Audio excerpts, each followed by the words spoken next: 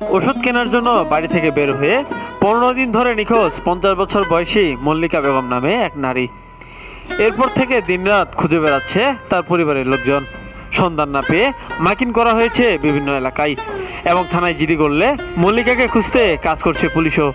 জানা গেছে গত 15 মে বিকেলে বাড়ি থেকে বের হয়ে বালিয়াডাঙ্গি বাজারে ওষুধ কেনার জন্য আসেন মল্লিকা বেগম।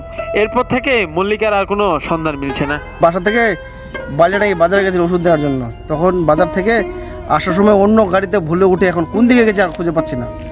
এখন খুঁজতে খুঁজতে আমরা হয়রানি, মাইকিং করছি, তারপর ফেসবুকে আইডিতে করছি, থানায় জিডি করছি, খুঁজে পাচ্ছি না।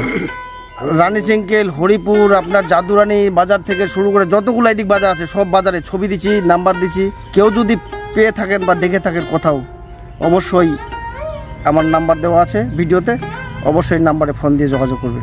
প্লিজ আপনার প্রতি, সবার প্রতি আপনার এটা অনুরোধ থাকলো। আমার পুলিশও সহযোগিতা করতেছে, থানার ওসি নিজেই উনার আইডি থেকে পোস্ট করছে। ঠাকুরগাঁও বালিয়াডাঙ্গি উপজেলার 200 কুশলডাঙ্গি গ্রামের মৃত ইব্রাহিম আলীর মেয়ে মল্লিকা বেগম।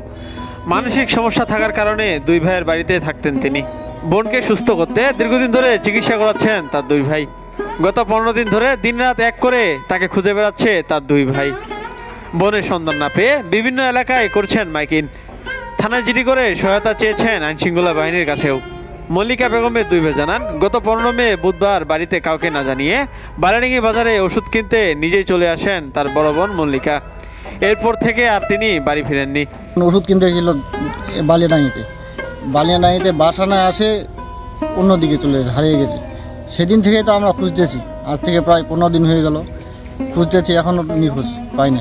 ওনার সমস্যা ছিল একটু মাথার সমস্যা ছিল, আর একটু বকে বেশি, আর ছোটো থেকে একটু মাথার সমস্যা ছিল। এই এলাকাতে আমরা প্রায় প্রত্যেকটা বাড়িতে গেছি, ছবি দেখাইছি, আবার বলছি যে এই আমার বোন হয়ে এনাকে দেখছেন নাকি, কতজন বলছে যে দেখছি, তারপর কতজন বলছে ওই গ্রামে দেখছি, ওই গ্রামে আবার গেছি, দোকানে আবার ছবি দিচ্ছি যে ভাই পাইলে আমাদেরকে খোঁজ দিবেন, ছবির সাথে আবার মোবাইল নাম্বার দিচ্ছি। এভাবে আমরা মানে কোনো ত্রুটি রাখিনি খোঁজার জন্য। লোকলা তো সবাই কয়েছে যে আমাদের হুবাহুব দেখা দিচ্ছে, আমাদের জাতি সাথ সাথ যা দেখছি ওইটা না, খুবই খোঁজাখুঁজি কোনো নাই। তার দুই ভাই 15 দিন ধরে খুবই খুঁজতেছে। তার মেন্টালি সমস্যা ছিল। আমরা প্রায় গ্রামের প্রত্যেকটা মানুষকে খুঁজছি, কিন্তু কোথায় পাই নাই আমরা। যদি কেউ কোথাও দেখে থাকেন বা পেয়ে থাকেন, এই যে আমার চাচার ছবিতে মোবাইল নাম্বার দেওয়া আছে, দয়া করে সবাই ওই যে কল দিবেন।